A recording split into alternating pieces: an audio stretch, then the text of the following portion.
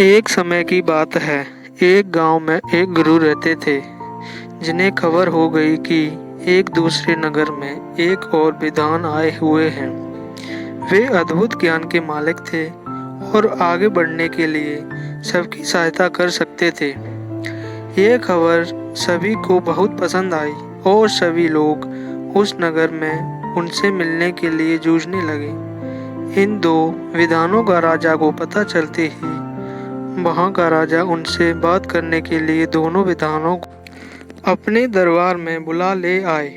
राजा ने दोनों विद्वानों से अपने राज्य में ज्ञान का प्रचार करने का आग्रह किया। दोनों विद्वानों ने राजा के आह्वान को स्वीकार किया और उन्होंने राजा के सामने आगे जाकर कहा, आपके समर्थक के लिए हमें गर्व महसूस हो रहा है। महाराज, हम आपकी सेवा में हमारा सर्वोच्च कर्तव्य दिखाने के लिए तत्पर हैं। राजा ने खुशी से भरे होठों से कहा, तुम्हारे सामान्य भाषा में जनता को समझाओ। पहले विद्वान मुस्कुराते हुए बोले, अच्छा महाराज, हम आपके राज्य के राजा और प्रजा के बीच बातचीत को सुगम बना सकते हैं। राजा ने आश्चर्यचकित होते हुए कहा, मुझे आश्चर्य हो रहा है कि तुम कैसे कर सकते हो। यह तो मेरे लिए दूसरे विद्वान ने मुस्कुराते हुए कहा, महाराज, हम आपके राज्य के लोगों को सामग्री के बिना खाने का ज्ञान दे सकते हैं।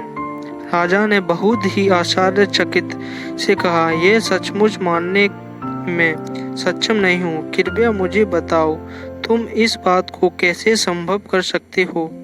पहले विद्वान ने कहा, महाराज, हम विज्ञान का उपयोग करके एक ऐसा उपकरण बना सकते हैं जिससे हम राजा की मर्यादा के साथ बातचीत कर सकते हैं। यह उपकरण हमारे बहुत सारे प्रयोगों को सुलभ बना सकता है और आपके ग्रामीणों के बीच सामर्थ्य का निर्माण कर सकता है।